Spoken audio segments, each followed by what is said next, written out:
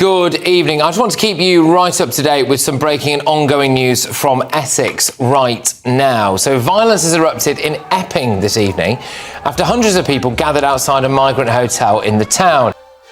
He's ripped off the wing mirror. Whoa! 180,000 people flooded the streets, turning Epping into a flashpoint after an attack on a 10-year-old girl. The fire that destroyed 37 police vehicles reflected a collapse of trust. Westminster had secretly transferred 3,200 asylum seekers, fueling the fury. In just 37 minutes, the vital M25 corridor was paralysed, demonstrating the shift of power from government to the streets. 3 people were killed and £108 million in damage was immediately tallied. What happens when the government stops listening? The truth is burning. Stay. Because what rises from the ashes is not order, it is humanity. Already tense in Epping, Westminster's asylum transfer order threw a powder keg into the town. Then came the unthinkable. A 10-year-old girl assaulted near the Bell Hotel.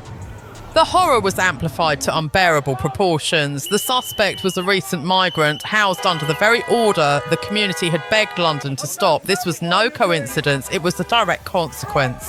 By 9 p.m, more than 24,000 screaming people had poured into the high street. The sound was not a protest, it was a collective cry for revenge. Bus 397 burned, black smoke filling the town square. The 276-man police line was breached in the first 4 minutes under the sheer weight of public fury. The chilling news bulletin confirmed the collapse. We have lost the high street. A political blunder had just inflicted a devastating national scar, paid for in innocent blood. The chaos unfolding on High Street was not merely a reaction to a single crime, it was the inevitable explosion of a political powder keg. This is a decision that's the true important moral trigger to lay Epping in Forest, Westminster's asylum transfer also order important rushed to other through at 2 councils up and down p.m. the country. that same day.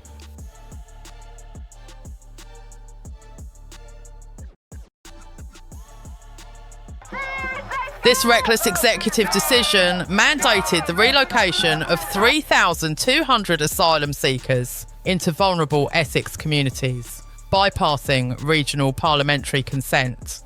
Of that number, 1,500 people were abruptly housed in the Bell Hotel and Market Hall, instantly making Epping, a town of just 32,000, the largest focal point for migrant arrivals in southern England.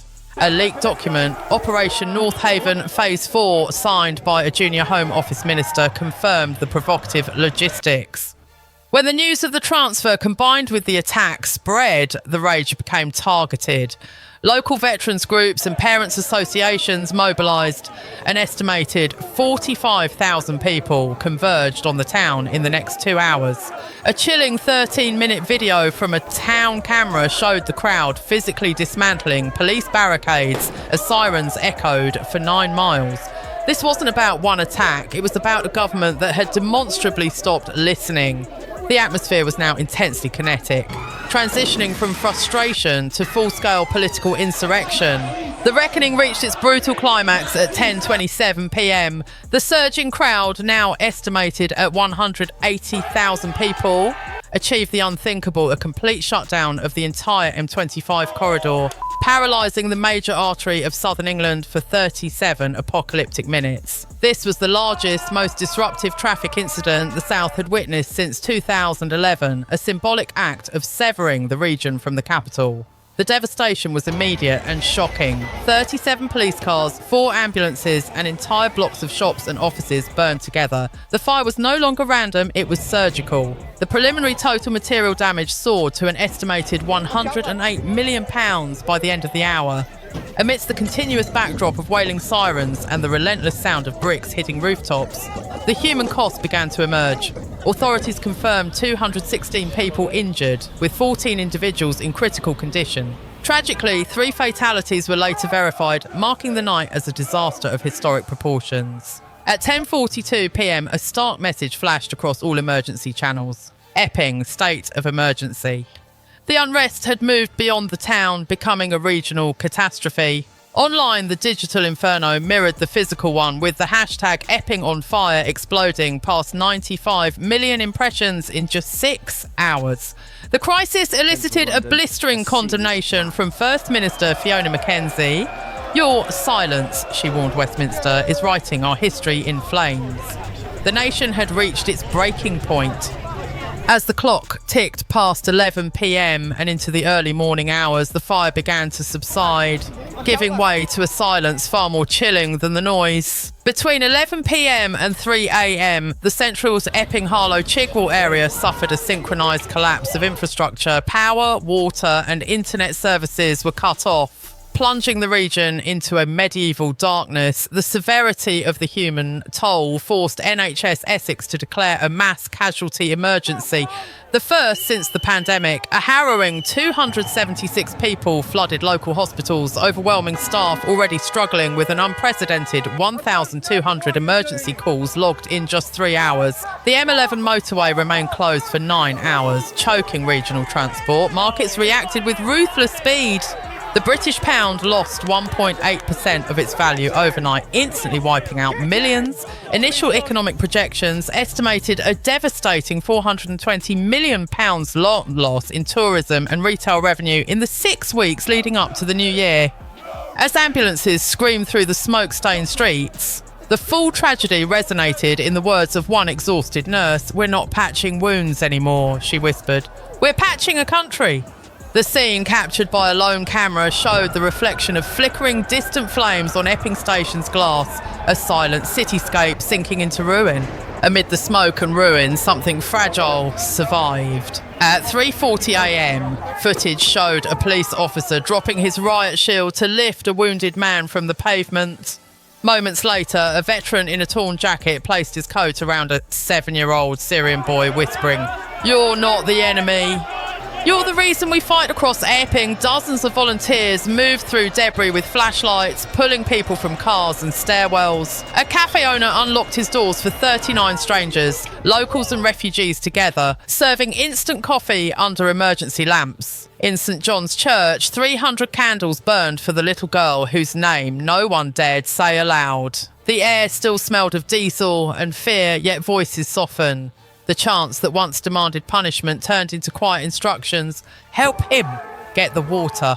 Cover her face." Outside the Bell Hotel, ashes mixed with rainwater until the street shimmered grey, not black. Reporters called it the hour of humanity. No slogans, no sides, just hands, blackened by soot, holding one another against the cold. For the first time that night, Epping didn't burn, it breathed.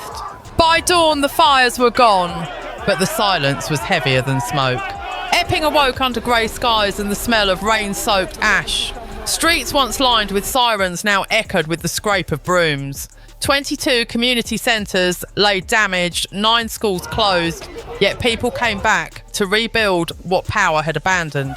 An Ipsos poll released that very morning delivered the brutal truth. A seismic 67% of home counties' residents now supported full self-determination over immigration policy. The union's fabric was frayed, perhaps irrevocably. Internally, a leaked ME5 assessment warned that public trust had plummeted to a critical low in the southern counties. Westminster's mandate, it seemed, was hanging by a thread. And that thread was now smouldering as aides across Whitehall scrolled through devastating footage of police retreat. They whispered what the microphones didn't catch. You cannot govern a country that no longer wants to be governed. The lesson, however, wasn't found in Parliament, but in the streets. The chaos had burned away the illusions, leaving behind a profound truth. Compassion isn't weakness. It's the one thing left when strength burns out. From the wreckage, a new pulse began to beat. The hashtag number sign Rebuild Epping soared to 48 million impressions in the first 24 hours of daylight. The storm is passing, but the choice it leaves behind is existential, a choice between centralised control and genuine empathy. This is UK Alert News, and we stand for truth. If you believe the truth must never be silenced, stay with us. The question now is not who started the fire, but what comes next, collapse or correction. Share this story, if not for us, But for those who still believe truth can rebuild what fire destroyed, Epping burned. But from its ashes rose the question no nation can ignore. What do we save when trust is gone?